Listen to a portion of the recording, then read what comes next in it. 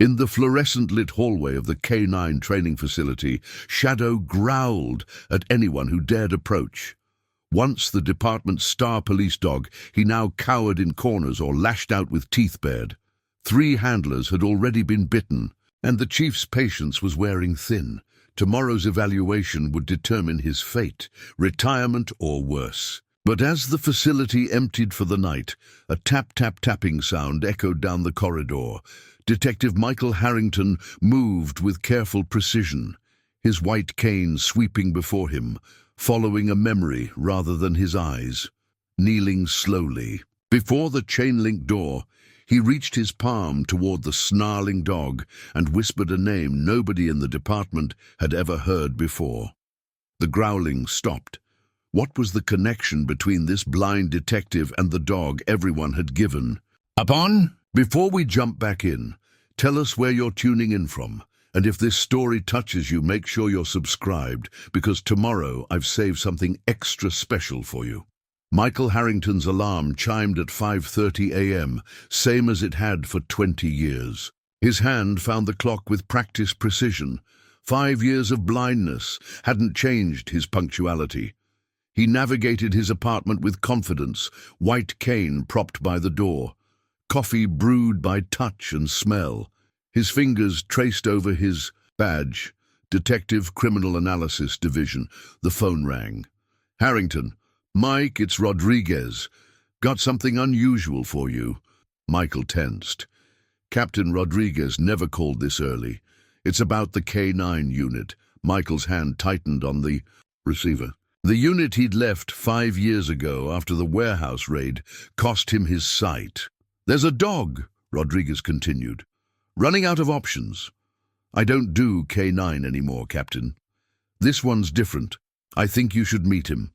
Sergeant Davis flipped through Shadow's kennel chart, shaking his head at the red warning labels. Best tracking nose in the department. Now he's biting handlers. Officer Kim Lee peered cautiously at the Belgian Malinois, huddled in the corner of his run. What happened to him?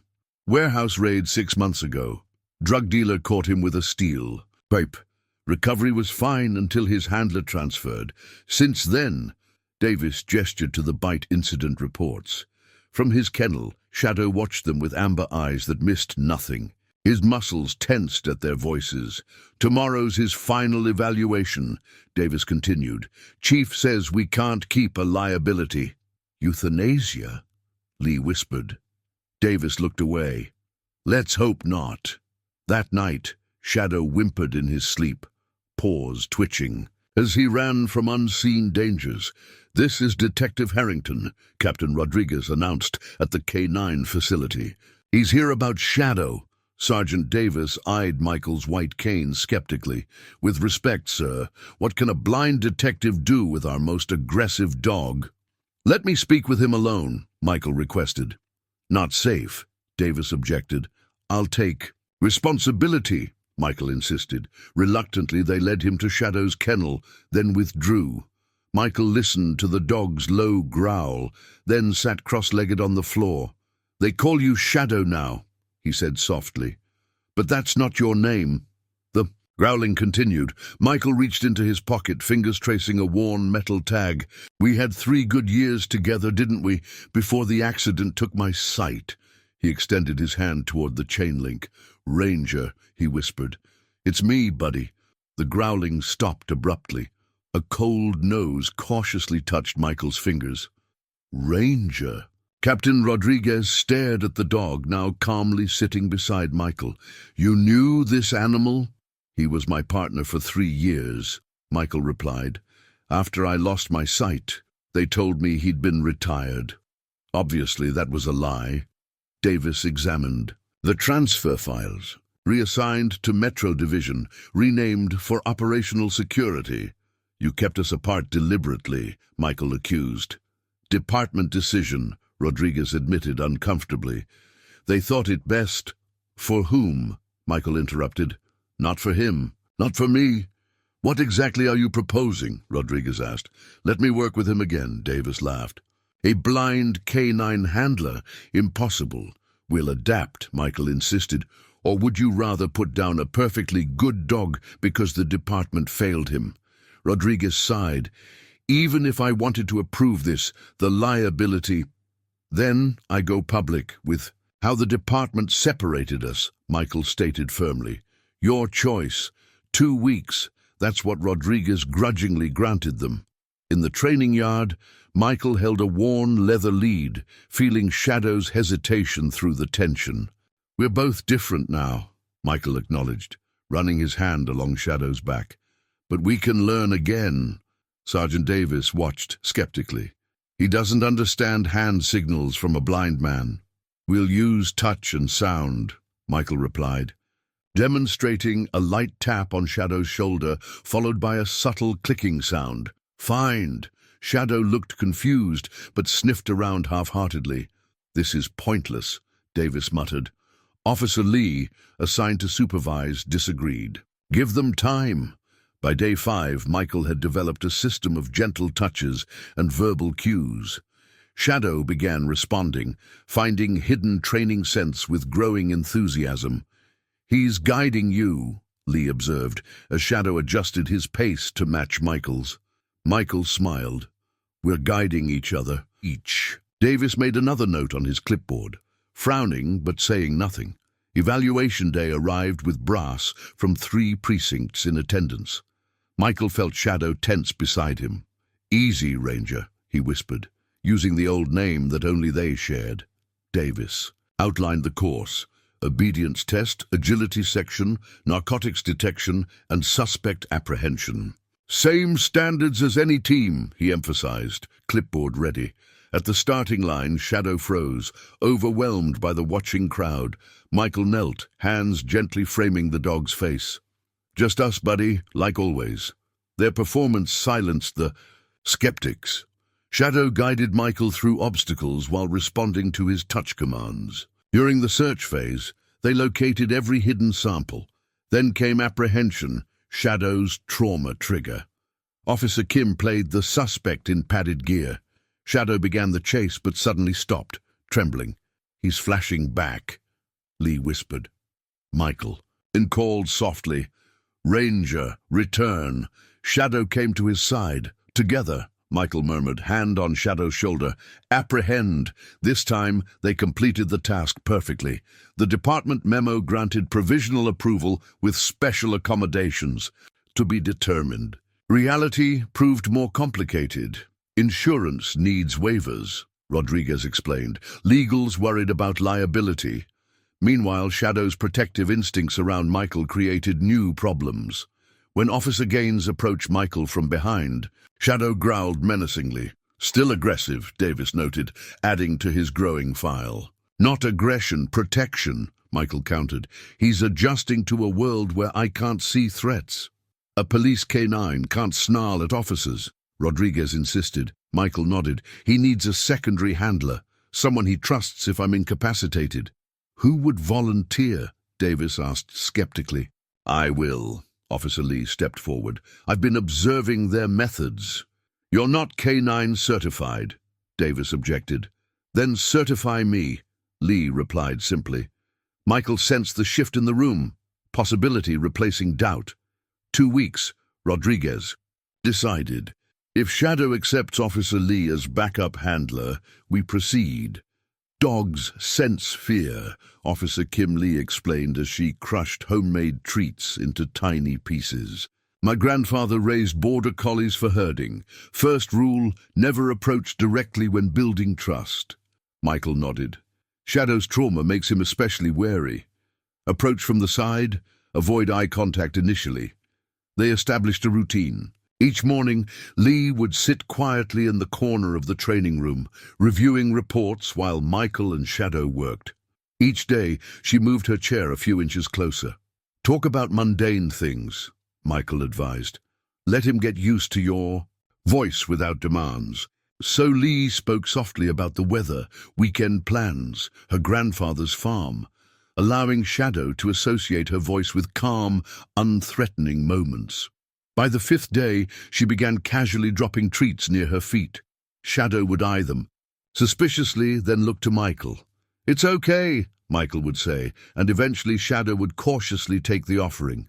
Progress was slow but steady. By the second week, Lee had graduated to offering treats from her open palm, fingers flat and non-threatening. "The trick is to make yourself interesting but not threatening," she told Davis, who observed from the doorway. "Still don't think this will work in the field," Davis grumbled. Lee ignored his pessimism. She'd seen something in Shadow and Michael's connection, something worth fighting for. The breakthrough came unexpectedly. During a training session, Michael stumbled over an obstacle and fell hard, twisting his ankle. Shadow immediately positioned himself protectively in front of his handler. But the fall had left Michael momentarily disoriented. "I'm fine," Michael insisted, though pain edged his voice.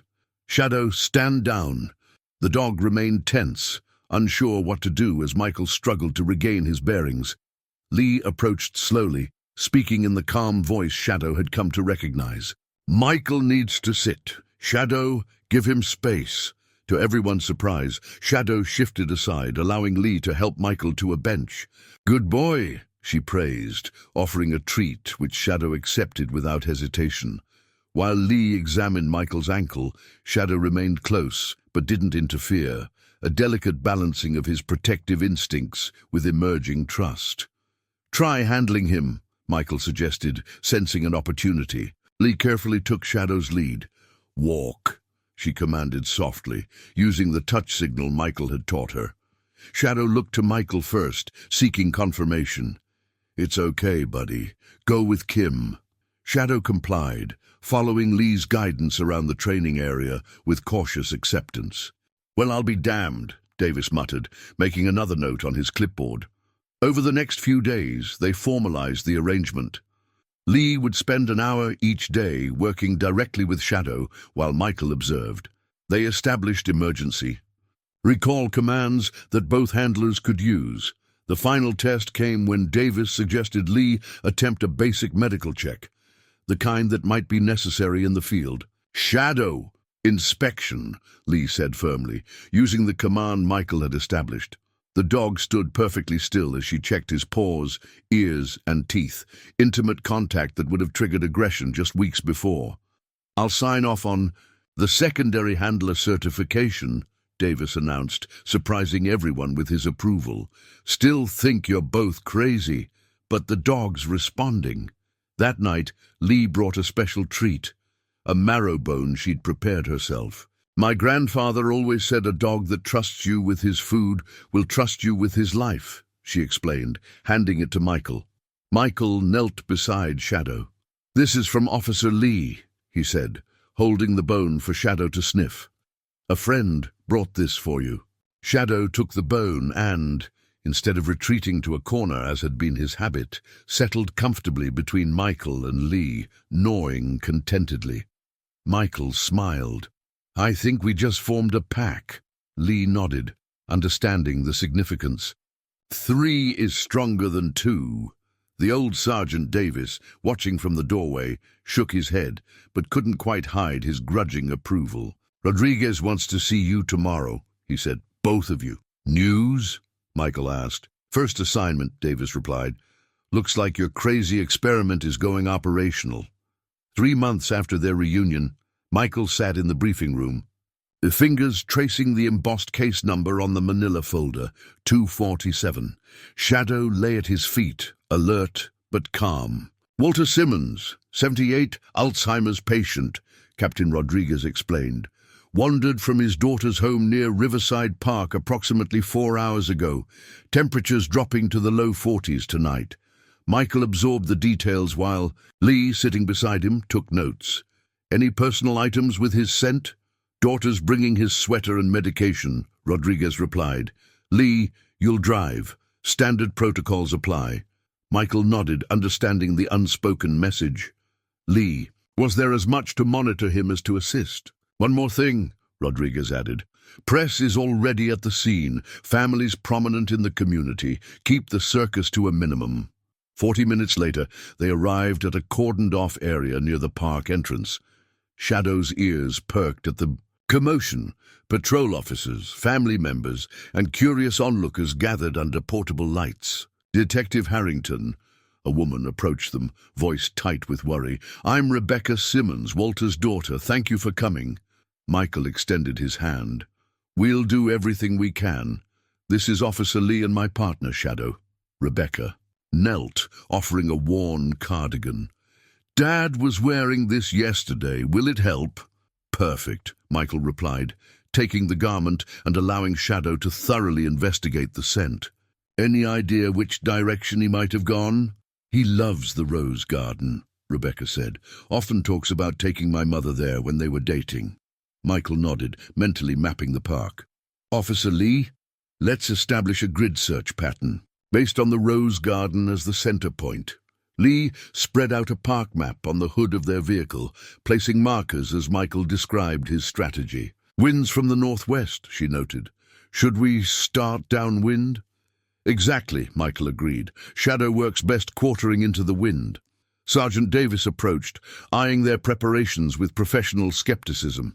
"Ground units have already covered the main paths. We'll take the less obvious routes," Michael replied. "Walter won't necessarily stick to paths if he's disoriented." As twilight deepened, Michael, Shadow, and Lee moved methodically through the park. Michael had one hand on Shadow's special harness, designed to both guide him and allow the dog freedom to track, while his other hand held his cane for additional environmental feedback. "Shadow, find," Michael commanded, using their established touch signal. The dog moved purposefully, nose working the air currents, occasionally dropping to check ground scent. Michael read every subtle change in Shadow's body language through. The harness, the tension when he caught a promising scent, the slight shifts in direction, the pace of his breathing. An hour passed with no success. The temperature continued to drop. "We should check the northeast quadrant again," Michael suggested. The wind shifted slightly. Lee nodded, guiding them toward the area near a small pond. "Getting pretty dark. The other teams are switching to thermal imaging." "Shadow doesn't need light," Michael replied confidently. Near the pond, Shadow suddenly tensed, head lifting. His breathing pattern changed. Short, excited inhalations. "He's got something," Michael announced, loosening his grip on the harness. To give Shadow more freedom, the dog pulled them off the path toward a densely wooded area, pace quickening. Michael followed, trusting Shadow's guidance even as branches scratched at his face and uneven ground challenged his footing. "I hear water," Lee observed. "There's a creek that feeds the pond." Shadow stopped abruptly, giving a soft whine, his alert signal. "He's found something," Michael said, releasing the tracking lead. "Shadow, show me!" The dog moved forward slowly, then barked once, a clear indication. Lee played her flashlight through the trees. "There, by the fallen log." Walter Simmons sat, huddled against a large oak tree, disoriented but alive. His pants were soaked from crossing the creek, and his thin jacket provided little protection against the night air. "Mr. Simmons," Lee called gently, "we're with the police. Your daughter sent us." The elderly man looked up, confused. "Rose, is that you?" "We're here to take you home, sir," Michael said, approaching carefully with Shadow at his side. "That's your dog," Walter murmured, as Shadow stood vigilantly beside him while Lee checked his condition. "Mild hypothermia, some scrapes and bruises, but he seems okay," Lee reported, wrapping her jacket around the elderly man. Michael radioed their position while Lee helped Walter to his feet. Shadow stayed close, occasionally nudging the man's hand, as if encouraging him. "Looks like your experiment worked," Davis's voice crackled over the radio. As they slowly made their way back to the park entrance, Michael reached down to Shadow, feeling the confident set of his shoulders. "Good boy," he whispered. "You remembered everything." At the command post, Rebecca Simmons rushed forward to embrace her father. "Thank God," she sobbed. "How did you find him so far off the paths?"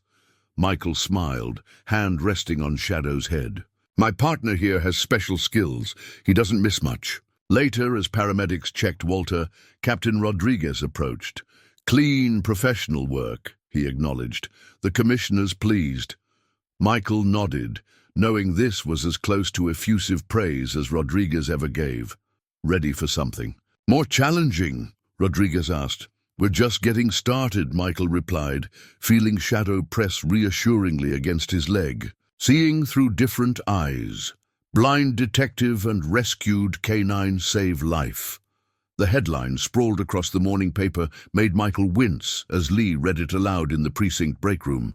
There's a photo too, she added. You're kneeling beside Shadow while the paramedics help Mr. Simmons. Michael sipped his coffee. Rodriguez must be thrilled with the PR.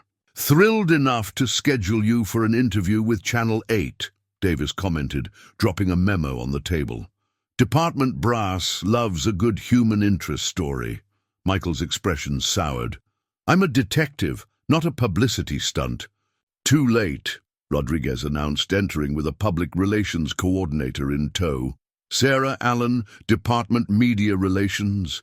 The commissioner thinks your story could help our community outreach initiatives. Sarah's enthusiastic handshake matched her voice. Detective Harrington, this is exactly the positive police story people need. A blind officer, a troubled canine, both overcoming obstacles to serve the public. We're just doing our job, Michael replied stiffly. That's exactly the humble angle we want, Sarah continued, undeterred. The human-animal bond, second chances, adaptive policing, it's inspirational. Shadow, sensing Michael's discomfort, pressed closer to his leg. One interview, Rodriguez insisted. Department policy allows me to make it an order. Michael reluctantly agreed to a carefully controlled segment. The following Tuesday, Channel 8's crew arrived at the K9 facility to film Michael and Shadow, demonstrating their working methods. Just walk us through how you communicate, the reporter Alicia Chen suggested. Our viewers will be fascinated. Michael explained their touch-based signals while Shadow performed a simplified search exercise, finding a hidden item based on Michael's commands. And how does Shadow help you navigate? Alicia asked. He doesn't replace my cane, Michael clarified, but he provides environmental feedback through the harness. He alerts me to obstacles my cane might miss, especially overhead. The segment aired the following evening. Michael listened to it on his television, cringing at phrases like inspiring, journey, and triumph over adversity. It's not that bad, Lee assured him over the phone. You came across as professional, and they got the details of your training methods right, but the story took on a life of its own. Other stations picked it up, and by week's end, the department's switchboard was flooded with calls. People want to donate equipment, Rodriguez informed Michael. Service dog organizations, disability advocates, canine trainer associations, they're all reaching out. I don't need charity, Michael insisted. It's not charity, Lee countered. It's investment in what works. One morning, a package arrived addressed to Shadow and Detective Harrington. Inside was a custom-designed tactical harness from a K9 equipment manufacturer. It's got integrated GPS, Lee described, examining it, and these panels are bulletproof. Similar gifts followed: adaptive technology for Michael's home office, specialized training equipment, even scholarship offers for officers interested in working with service animals. The attention created unexpected tensions. Some officers viewed Michael's sudden celebrity with resentment. Must be nice getting special treatment, Detective Mercer commented in the break room. Rest of us solve cases without making the evening news. Others, however, began asking genuine questions about Michael's methods. My nephew's visually impaired, Officer Torres shared one afternoon. Any advice on programs that might help him? Michael found himself reluctantly embracing a role as department spokesperson for adaptive policing. With Lee's encouragement, he agreed to one carefully structured television interview on a respected morning show. The studio lights disoriented Shadow initially. He stayed closer than usual to Michael, ears alert to the unfamiliar surroundings. How does it feel to be a pioneer in this field? The host asked. Michael chose his words carefully. I'm not a pioneer. I'm a detective using the tools available to me. What's important is that departments recognize the value of officers with different abilities. And what about Shadow? The host continued. His story is remarkable as well.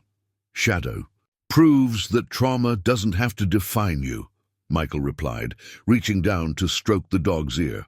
With proper support, recovery is possible. The interview generated an unexpected outcome. 2 days later, Captain Rodriguez called Michael into his office. "You've got a visitor," he explained, gesturing to a woman in a crisp business suit. "Detective Harrington," she introduced herself. "I'm Director Helen Matthews from the Police Foundation. We'd like to fund a pilot program for adaptive policing techniques, with you and Officer Lee as consultants." Michael raised his eyebrows. "Consultants? Your methods could help departments nationwide," Matthews explained. "We're talking specialized equipment, training protocols, policy development." "I'm not looking to leave field work," Michael stated firmly. "This wouldn't replace your current duties," Matthews clarified. "We're talking about documenting your techniques, occasional training seminars, helping write best practices." That evening, Michael discussed the proposal with Lee while they exercised Shadow in the park. "It's an opportunity to make this bigger than us," Lee argued. "Think of other officers who could benefit." Michael threw a tennis ball for Shadow, listening to the dog's eager footfalls as he retrieved it. "You know what convinced me?" he finally said.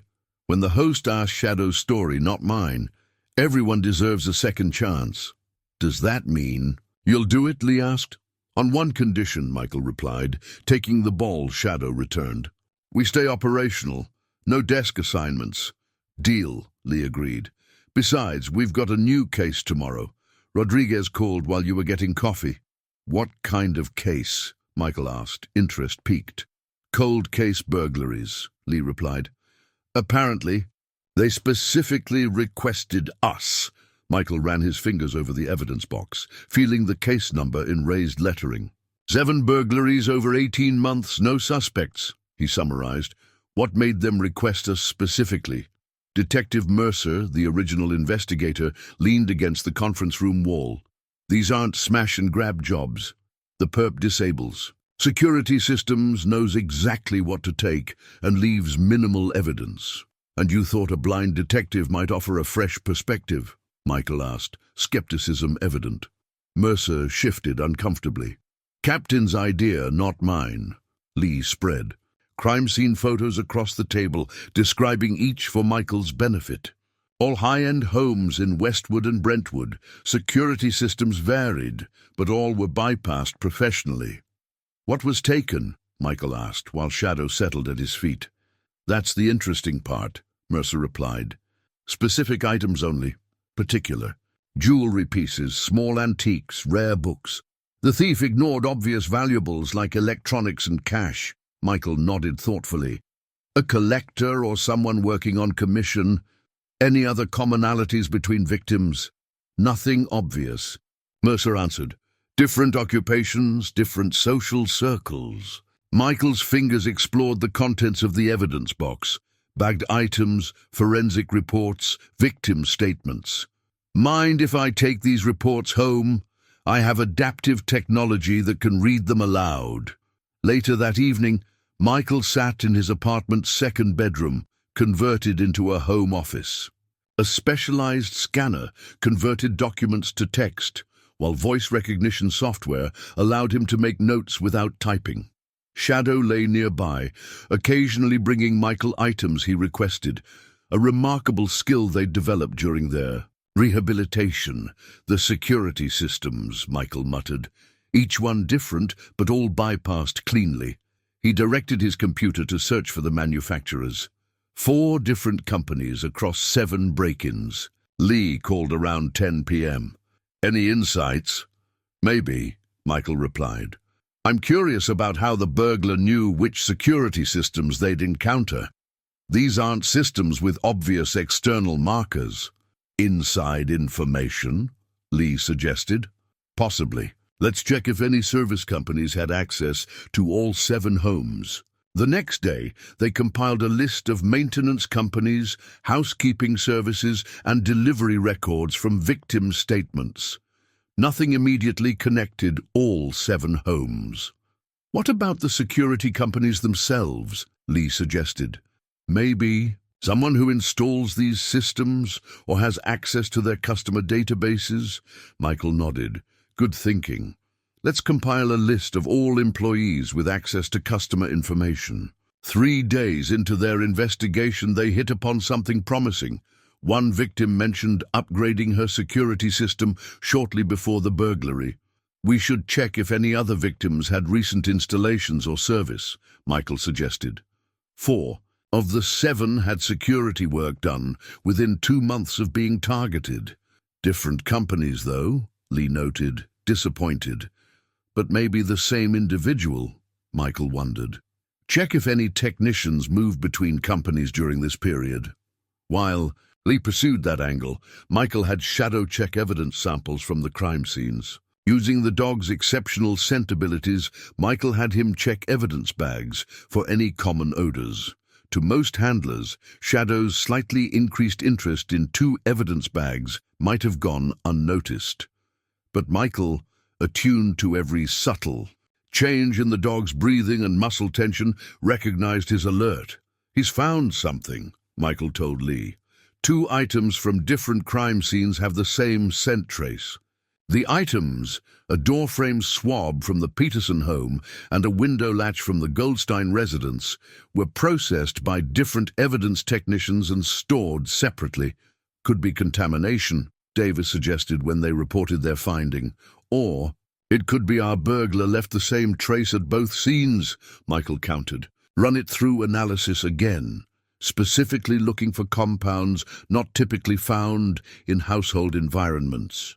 The lab results revealed traces of a specialized lubricant used on high-end locks.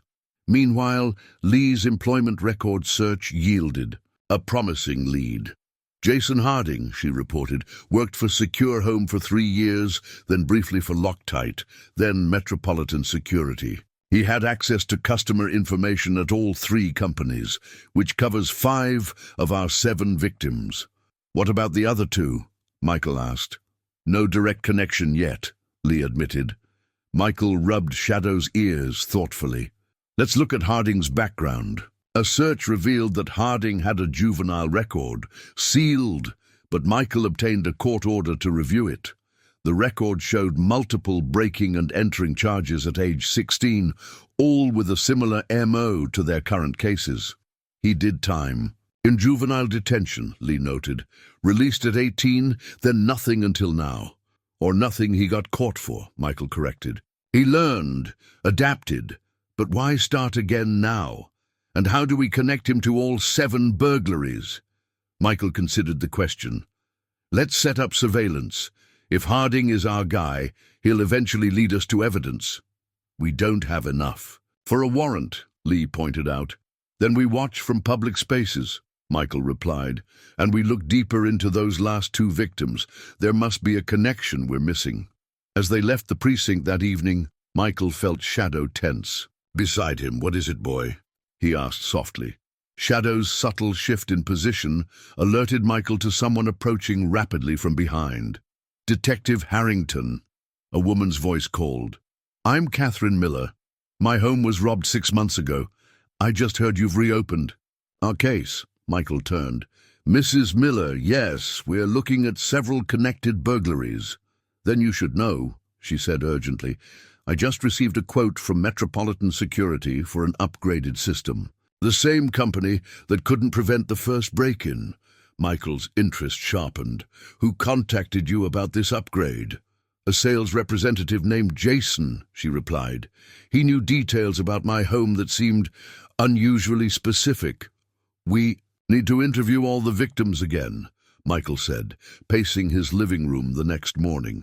Focus on their interactions with security companies. Lee arrived with coffee and case files. I've scheduled 4 interviews today. Catherine Miller first. Michael nodded, clipping Shadow's special harness in place. Let's see what our suspect has been up to. Catherine Miller lived in an elegant Tudor home in Brentwood. As they approached her front door, Michael noted Shadow's subtle shift in posture. He's alerting to something, Michael whispered to Lee. Inside, Mrs. Miller led them to her living room. Jason was here yesterday afternoon, she explained. He inspected the entire house, claiming to need measurements for the quote. Did he seem particularly interested in any areas? Michael asked. My late husband's study, she replied. Spent extra time looking at the bookshelves. Michael nodded to Lee, who discreetly activated her audio recorder disguised as a pen. Mrs. Miller, would you mind if Shadow examined your home? He's trained to detect certain substances. With permission granted, Michael gave Shadow the command to search, feeling the dog's movements through the specialized lead. In the study, Shadow gave his subtle alert. What's on these shelves? Michael asked. Arthur's first editions, Mrs. Miller answered. Hemingway, Fitzgerald, Faulkner, his pride and joy. Valuable? Lee asked. Very. Some worth over $20,000 each. Michael ran his fingers along the shelf edge. Shadows detected the same substance found at other crime scenes. I believe Mr. Harding was examining your books for his next target. After leaving Mrs. Miller's home with an agreement to increase patrol presence, they visited 3 more victims. Each interview revealed similar patterns. All had interacted with security companies before their burglaries, and all had collections of specific valuable items. The final connection is coming together, Michael told Lee as they drove back to the precinct. Harding uses his legitimate access to scout locations and security systems. But how does he select targets? Lee wondered. And why these specific items? Michael's phone rang. The lab with additional findings. The specialized lubricant contained microscopic metal particles consistent with locksmith tools. This supports our theory, Michael noted. But we still don't have enough for a warrant. At the precinct, Michael compiled their findings with his audio documentation system while Lee searched for connections between the stolen items. Michael, she said suddenly, all these items, the rare books, the antique jade figurines, the Tiffany jewelry, they're currently featured in the West Side Collectors Quarterly.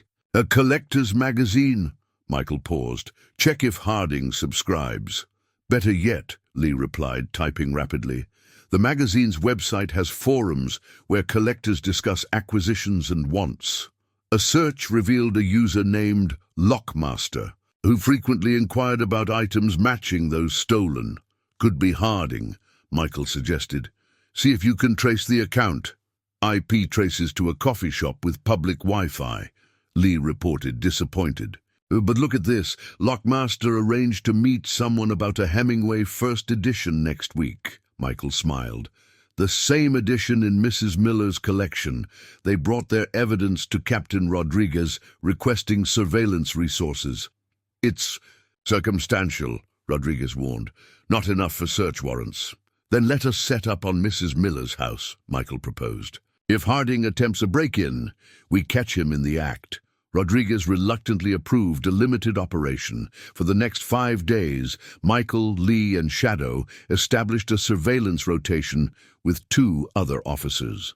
On the 6th night, Michael and Shadow were positioned in an unmarked vehicle across from the Miller residence when Shadow suddenly tensed. What is it, boy? Michael whispered, hand on the dog's back. Shadow's breathing changed. Someone was approaching on foot from the east side of the property.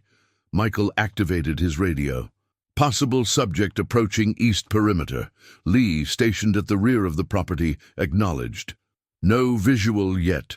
Michael listened intently, his hearing picking up subtle sounds, the soft scrape of shoe on concrete, the metallic click of tools, the faint electronic beep of a security system being accessed. He's at the east side door, Michael radioed. Shadow. Confirms it's our subject. Same scent signature. Moving into position, Lee responded. Michael and Shadow exited their vehicle silently, approaching from the west to cut off any escape route. Years of training allowed Michael to move confidently in the darkness, with Shadow guiding him around obstacles. At the east entrance, a figure in dark clothing worked on the security panel. Shadow tensed, ready for the command. Police! Freeze! Lee called from the other side, spotlight illuminating the scene. The figure bolted, running directly toward Michael's position. "Shadow, apprehend!" Michael commanded. Shadow lunged forward, catching the runner's arm in a trained hold without causing serious injury. "Jason Harding," Michael announced as they secured the suspect. "You're under arrest for attempted burglary and suspected connection to 7 previous break-ins." "You're making a mistake," Harding protested as Lee cuffed him. "I don't think so," Michael replied. "Shadow identified your scent from previous crime scenes, and I'm betting the tools in your bag will match the metal particles we found." As they led Harding to the patrol car, Michael felt a sense of professional satisfaction, but something nagged at him, a detail out of place. "Search him thoroughly," Michael instructed the officers, "and check his phone for contacts." Later at the precinct, Lee confirmed Michael's suspicion. "Harding's phone has texts arranging sales to a third party. He's not working alone." We caught the thief," Michael mused, "but not the collector." Harding wasn't talking. Despite the evidence against him, he maintained his innocence regarding the previous burglaries, admitting only to the attempted break-in at the Miller residence. "His lawyer's good," Rodriguez informed Michael in the observation room. "Without direct evidence linking him to the other scenes, the DA can only charge him for the Miller attempt." Michael paced, frustrated. "We know he's connected. Shadow identified. His scent at 2 crime scenes. Dog evidence doesn't hold up well in court," Rodriguez reminded him. "We need something concrete." "What about his phone contacts?" Michael asked. "Burner phones," Lee replied. "The texts arranging sales came from numbers no longer in service." The case was stalling. Then, 3 days after Harding's arrest, another burglary occurred. Same MO, same target profile. A collector's item, this time a rare Ming Dynasty ceramic. "Someone's continuing the operation," Michael theorized. "A partner." At the new crime scene, Michael had Shadow perform his scent check. The dog showed interest, but not his full alert. "Similar but not identical to Harding's scent," Michael interpreted. "Someone who's been near him, maybe." The break-in tools had left distinctive marks, nearly identical to those at previous scenes. "Custom tools," Lee observed, "possibly made by the same person." Michael became obsessed with the connection. Every evening after his official shift, he returned to the evidence room, reviewing reports and examining items through Shadow's sensitive nose. "You need to rest," Lee cautioned one night, finding him still working at midnight. "You've been at this for 16 hours. We're missing something," Michael insisted. "The pattern doesn't make sense unless Harding had an accomplice all along, someone who knew the security systems equally well." Shadow whined softly, sensing Michael's growing tension. "Even Shadow thinks you need a break," Lee pointed out. Michael reluctantly agreed to go home, but was back at dawn. He had Shadow recheck every evidence sample, this time focusing on secondary scents. By week's end, Michael had developed a theory. Harding isn't the mastermind. He's the apprentice. "Meaning?" Davis asked skeptically. "The real burglar trained him use the same tools. That's why the MOs are identical. Check Harding's contacts from his time in juvenile detention." The search revealed a counselor at the juvenile facility who later worked as a security consultant, a man named Victor Reese, who specialized in testing high-end security systems. "This is our guy," Michael insisted. "Circumstantial," Rodriguez countered. "Reese has a spotless record since leaving juvenile services 10 years ago. Now he runs a legitimate security testing company." "Perfect cover," Michael argued. "He trains security companies on vulnerabilities, gaining insider knowledge of their systems." Rodriguez remained unconvinced. "We can't get a warrant based on a theory." Michael's frustration mounted. Shadow sensed his handler's stress, becoming more vigilant and protective. During a routine briefing, Detective Mercer questioned Michael's fixation on Reese. "Maybe Harding is telling the truth about working alone on the Miller job." "The evidence doesn't support that," Michael replied tensely. "No offense, Harrington, but you can't exactly see the evidence," Mercer retorted. Shadow growled, hackles rising. "Shadow, stand down," Michael commanded sharply. "The incident earned them a warning from Rodriguez. Your dog's too reactive. Take a break from the case." Instead, Michael intensified his efforts. He obtained recordings of Reese's security consultation, seminars, and analyzed his techniques. "He literally teaches how to bypass these systems," Michael told Lee. The steady beep of medical equipment pulled Michael from unconsciousness. Disinfectant and medication scents filled his nostrils. Hospital smells he recognized all too well from his time after losing his sight. "Welcome back," Lee's voice came from beside the bed. "How are you feeling?" "Like I fell off a loading dock," Michael replied hoarsely. "Reese!" "In custody. Multiple charges. Attempted murder of a police officer tops the list." Michael shifted, wincing at the pain in his side. "How bad?" "2 cracked ribs, mild concussion, sprained wrist." "Doctor says you were lucky." Michael nodded, then asked the question weighing most heavily. "Shadow?" Lee hesitated. "Physically fine, but department protocol required kenneling after a bite incident. Davis has him at the K9 facility." "He saved my life," Michael protested. "That bite was a lawful apprehension." "No," Lee assured him. "It's just procedure during the investigation." Michael tried to sit up. "I need to see him. He was having flashbacks at the warehouse, the same place he was injured before. He needs to know I'm okay." "Rodriguez's orders," Lee explained apologetically.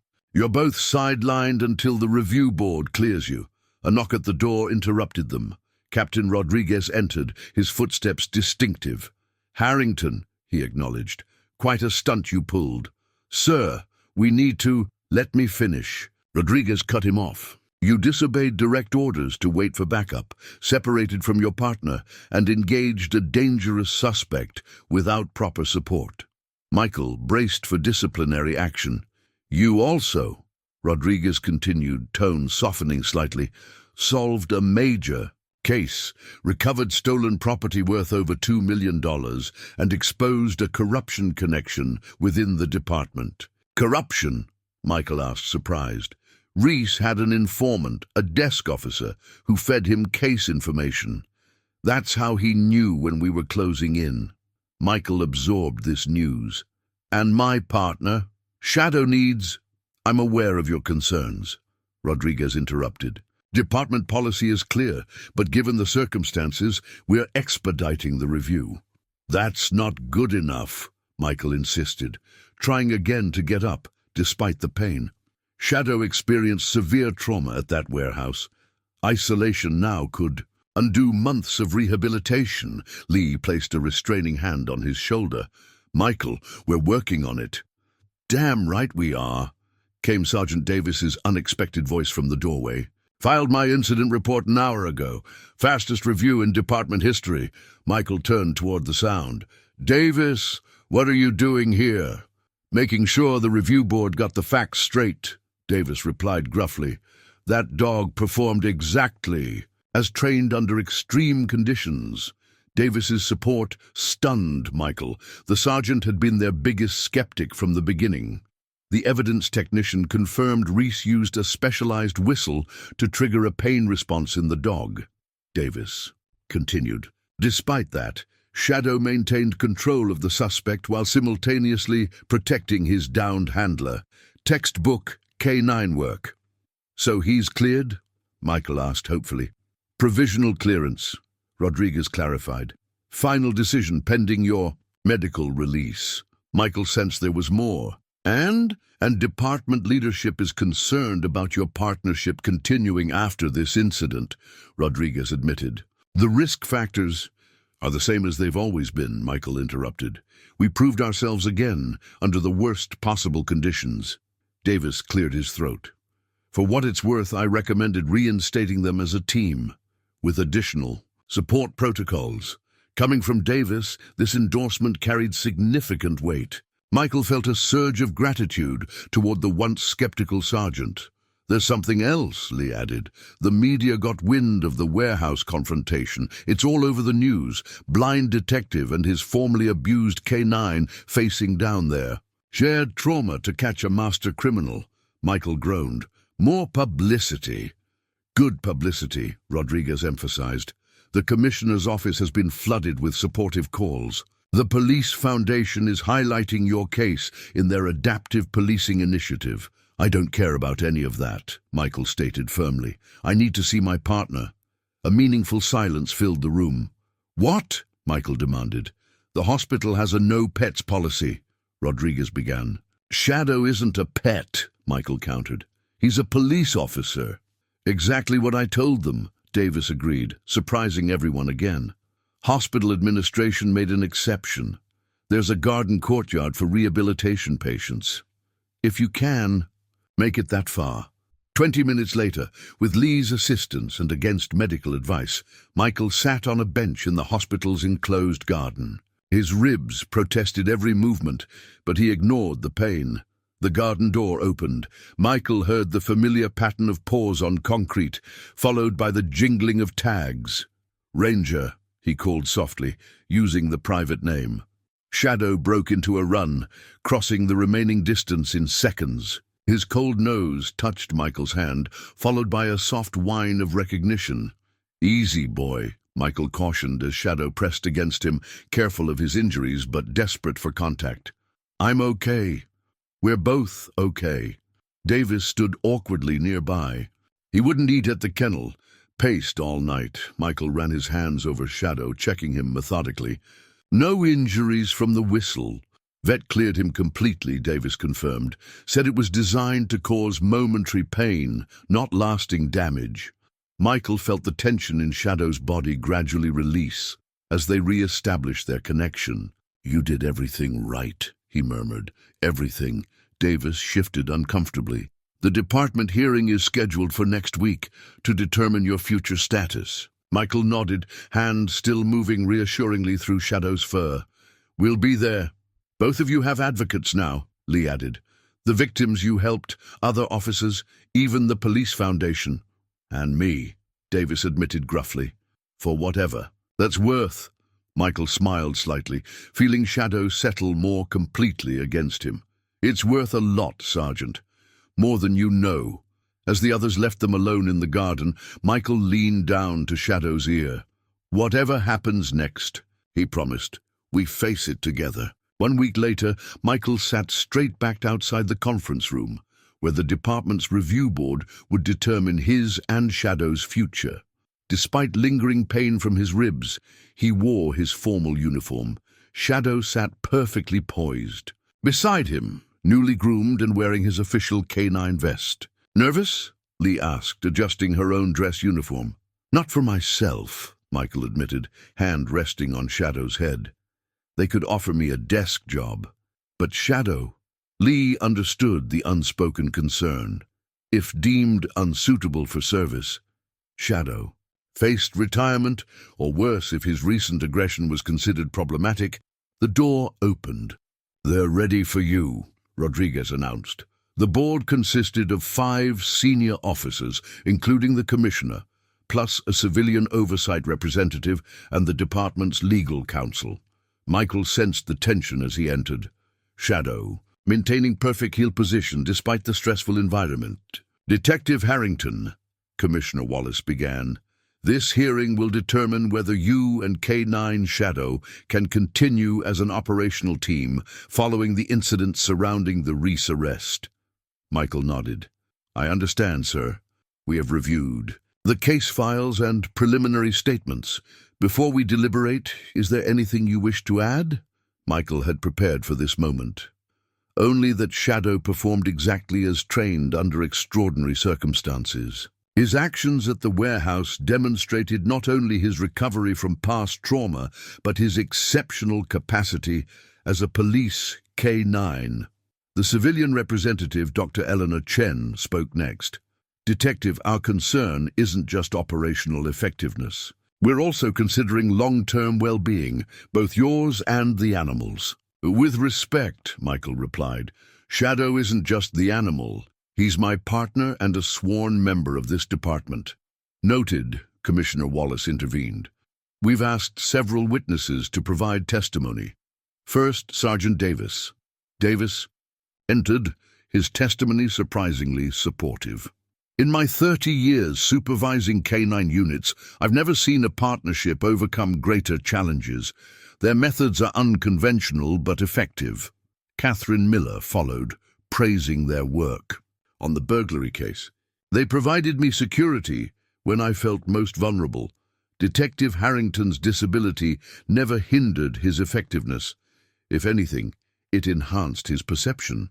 Most surprising was Dr. Winters, the department's psychiatric consultant. From a trauma recovery perspective, separating these two would likely cause significant regression for both. Their partnership has become therapeutic as well as professional. The testimony continued. Lee spoke about their teamwork. A representative from the Police Foundation emphasized the groundbreaking nature of their partnership, and even Officer Mercer acknowledged their effectiveness, despite his initial skepticism. During a brief recess, Michael and Shadow waited in the hallway. "It's going well," Lee encouraged. Michael wasn't so certain. They're still hung up on liability and precedent. When they returned, the commissioner addressed Michael directly. "Detective, what you and Shadow have accomplished is remarkable. However, we must consider department policy, which was written without contemplating a blind K9 handler." "Policies evolve," Michael responded. "When I lost my sight, the department found ways for me to continue serving as a detective. Shadow and I simply represent the next step in that evolution." "There are significant liability concerns," the legal counsel noted. Michael leaned forward. "There are liability concerns with every officer. We accept reasonable risks to serve our community. All I'm asking is the opportunity to continue that service with my partner." The room fell silent. Shadow, sensing the importance of the moment, placed his head on Michael's knee, a spontaneous gesture of solidarity. Dr. Chen broke the silence. "I'd like to hear Detective Harrington's vision for the future of this partnership. Assuming we continue your operational status, what do you see as your role?" Michael hadn't expected this opening. "Shadow and I can serve in multiple capacities. Our tracking abilities have proven effective in search operations. Our investigative work on the Reese case demonstrated value in complex cases." He paused, then continued with growing confidence. "But perhaps our greatest potential lies in establishing protocols for other officers with disabilities, showing that different abilities can become assets rather than limitations." "You're proposing to help rewrite our policies?" the commissioner asked. "I'm proposing to help implement them," Michael clarified. "Shadow and I have developed methods that work. With proper documentation and training, these methods could benefit departments nationwide." The board deliberated privately for nearly an hour. When they returned, Commissioner Wallace delivered their decision.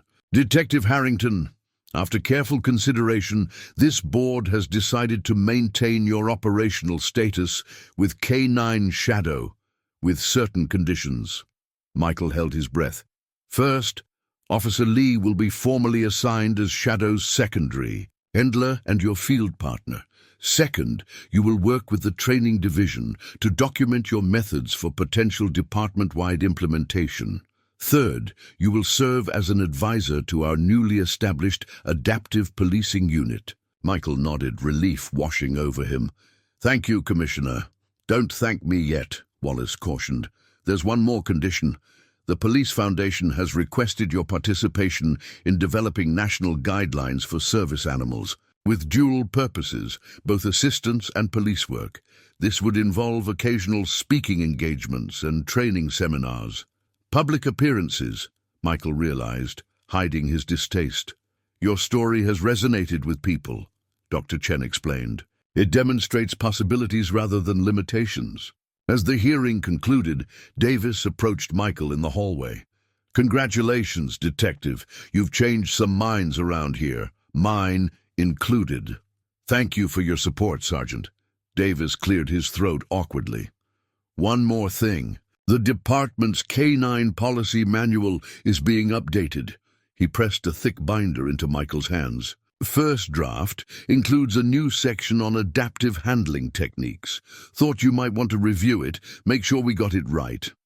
Michael ran his fingers over the Braille title page, his and Shadow's legacy taking tangible form. "We'd be honored," he replied. 6 months later, Michael stood on the porch of his new home, a modest cottage with a fenced yard in a quiet neighborhood. The morning air carried the scent of freshly cut grass and spring flowers. "Final box unpacked," Lee announced, joining him. "Kitchen's organized exactly as we discussed." "Thanks for the help," Michael replied. "Both of you." Davis grunted from the yard, where he was installing a custom gate. "Least I could do. Department carpenter wanted to charge you double for these accessibility modifications." Michael smiled. The gruff sergeant had become an unexpected ally and friend during the past months. Shadow explored the yard's perimeter, investigating every scent with professional thoroughness. His custom harness, a specially designed piece of equipment that now served as a model for K9 units nationwide, gleamed in the morning sun. "He seems happy here," Lee observed. "We both are," Michael agreed. "First place, that's truly ours." The cottage had been carefully selected and modified for both their needs. Tactile markers at key points for Michael, specialized features for Shadow's training, and security enhancements that satisfied department requirements for Housing A. Police K9 Davis closed the gate, testing its automatic lock. This should keep the reporters out, at least the ones who follow rules. Michael's smile faded slightly. Their story had generated more attention than he'd ever wanted. Articles, television segments, even documentary requests. He'd declined most, accepting only those that furthered the adaptive policing initiative. "Speaking of which," Lee said, checking her phone, "the commissioner's office called. They want you both at next week's academy graduation." "Another public appearance," Michael sighed. "This one matters," Lee insisted. "The new K9 protocols you helped develop are being implemented with this class. First ever handler with hearing impairment is graduating." Michael nodded, recognizing the significance. What had begun as his and Shadow's unique accommodation had evolved into department-wide policy changes, creating opportunities for other officers with disabilities. Davis cleared his throat. "Mail came while you were arranging the office. There's a letter from Victor Reese." Michael tensed. Reese had been sentenced to 15 years for his crimes, including the attack on Michael and Shadow. "What does he want?" "Probably trying to get under your skin," Davis suggested. "You don't have to read it." Michael considered this, then shook his head. "No more letting him dictate our reactions. Shadow and I have moved beyond that."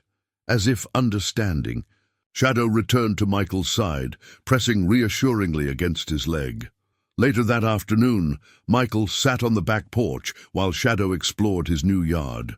The phone rang. "Detective Mercer from the precinct. Got something that might interest you," Mercer said without preamble.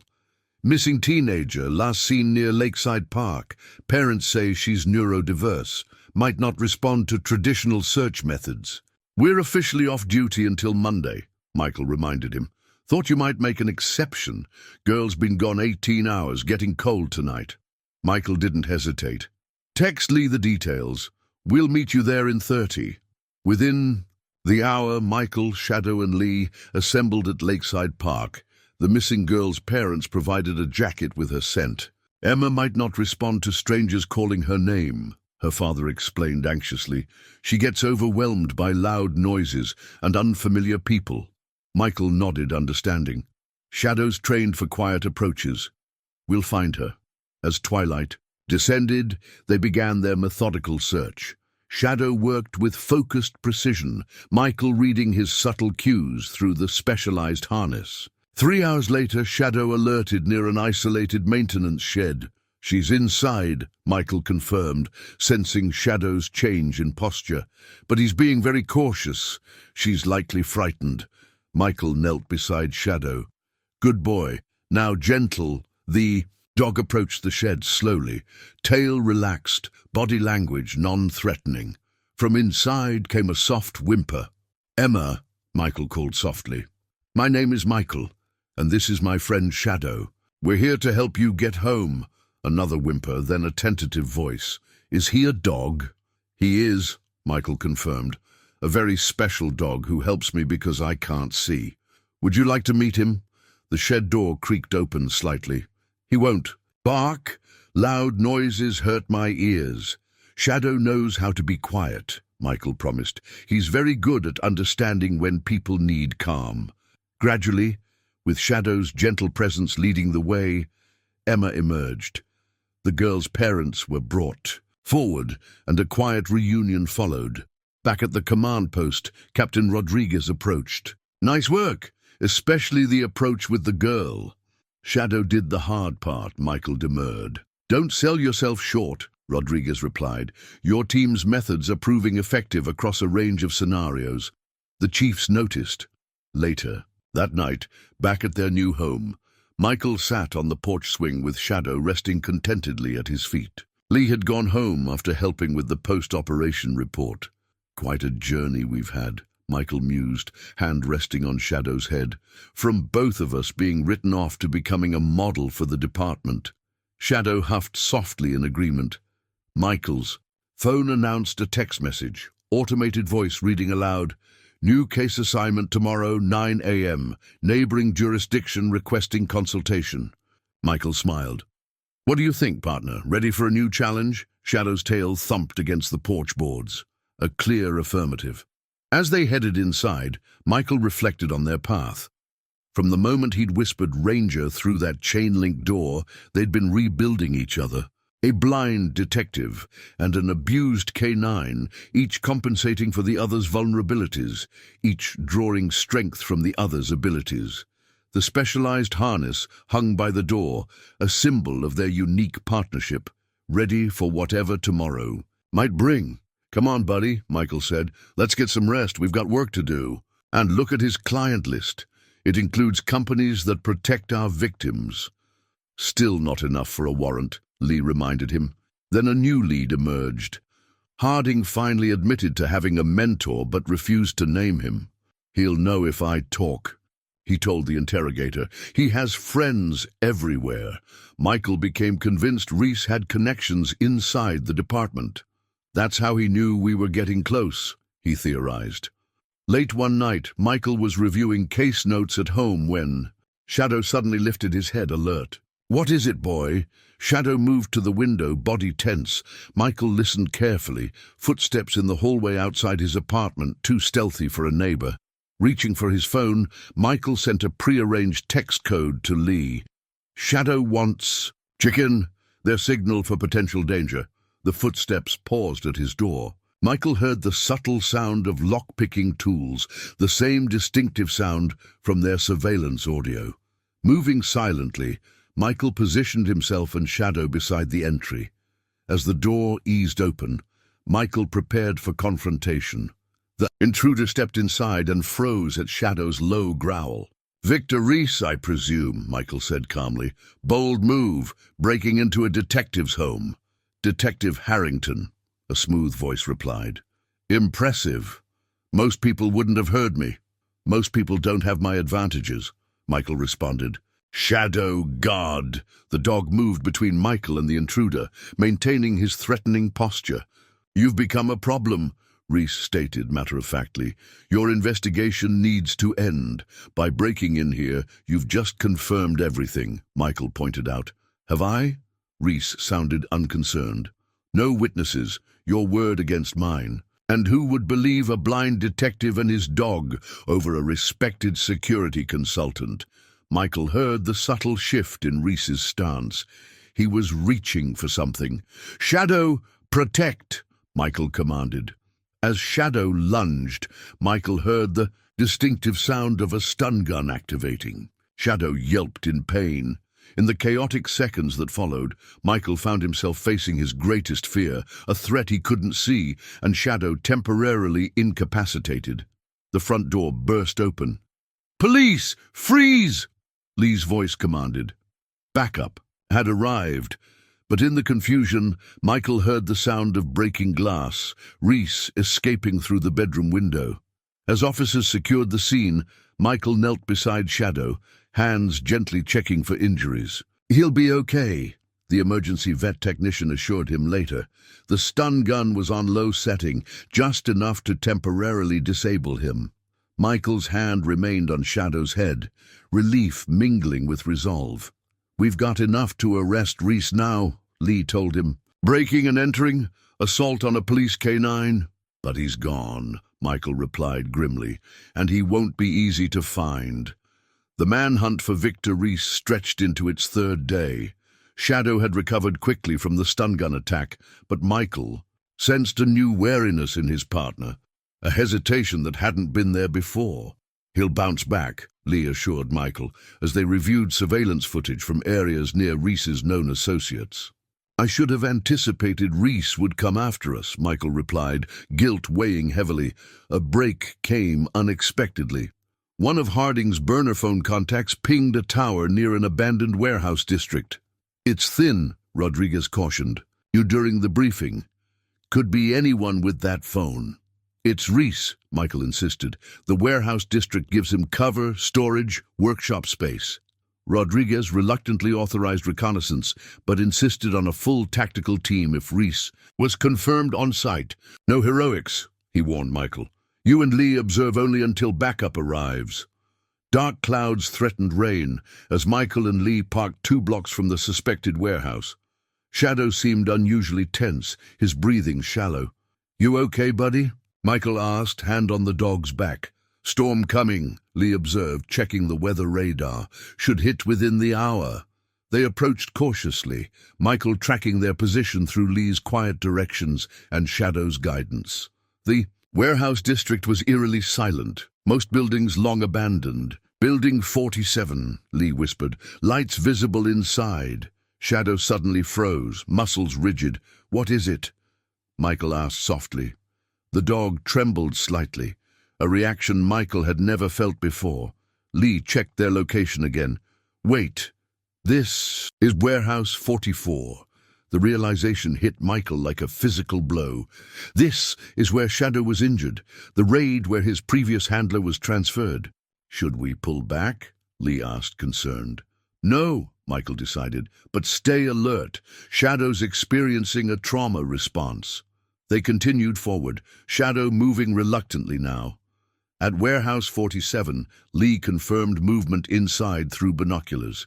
"One subject matches Reese's description, working at a table with what appears to be electronic equipment." Michael radioed their findings, requesting backup. "ETA?" he asked. 20 minutes, came the response. The first heavy raindrops began to fall, quickly intensifying to a downpour. Thunder rolled overhead, rains washing away sounds, Michael noted, his enhanced hearing compromised. "And playing havoc with scents," he added, feeling Shadow's confusion through the lead. "Subjects moving toward the rear exit," Lee reported suddenly. "I think he heard our transmission." "We need to contain him until backup arrives," Michael decided. "You take the main entrance, I'll cover the back." "We should stay together," Lee protested. "No time," Michael insisted. "Shadow and I can handle the rear perimeter." Before Lee could object further, Michael moved along the side of the building, trusting Shadow to guide him despite the dog's obvious distress. The rain intensified, soaking through Michael's jacket. At the rear corner he paused, listening intently.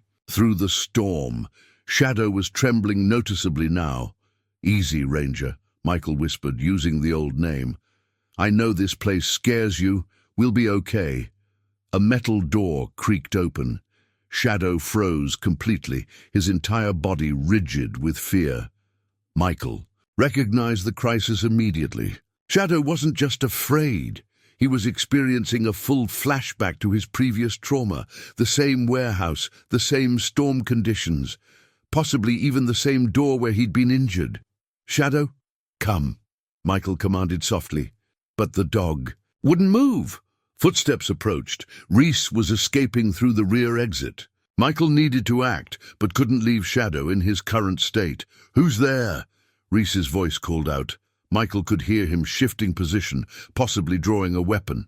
In that critical moment, Michael made a decision. Kneeling beside Shadow, he pressed his forehead to the dog's, speaking in the intimate tone he'd used during their earliest training. "Ranger, listen to my voice. You're not alone this time. I'm here with you. We're partners, always." Shadow's trembling subsided. Slightly. "Remember our first tracking exercise, the summer park in Westwood, the ice cream vendor who gave you a treat afterward?" The dog's breathing began to normalize. "I need your help now, buddy.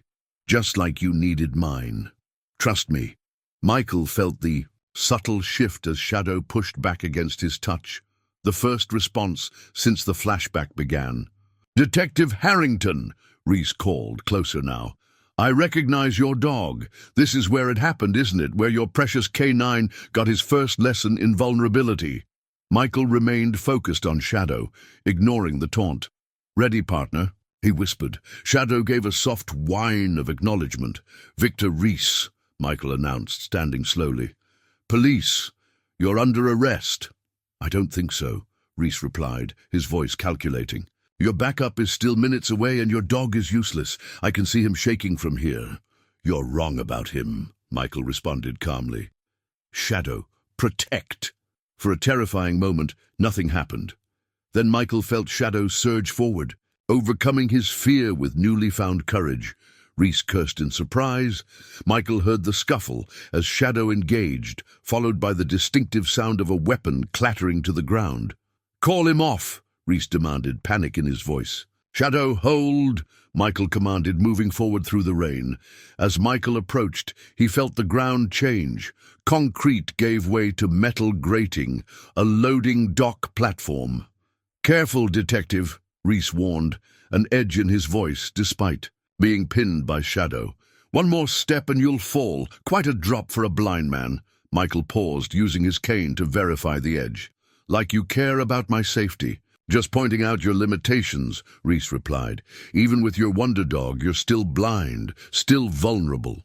"And you're still caught," Michael countered, hearing Lee approach from around the corner. "For now," Reese said ominously. Then Michael heard a sharp whistle, a high-frequency sound that made Shadow yelp in pain and momentarily release his hold. In that instant, Reese made his move. Michael heard him lunge forward, felt the impact as Reese crashed into him, sending them both tumbling over the edge of the loading dock. They landed hard on the wet concrete below. Pain exploded through Michael's side, a cracked rib at minimum. Through the haze of pain, he heard Reese scrambling to his feet. "Shadow, apprehend!" Michael gasped. From above came Shadow's determined bark, followed by the sound of the dog finding the ramp down to their level. Despite his earlier fear, Shadow charged forward, intercepting Reese before he could escape or attack Michael again. Lee's voice called out, "Police! Freeze!" As consciousness faded, Michael reached out, feeling Shadow's wet fur as the loyal dog maintained his hold on Reese while pressing protectively against his injured handler.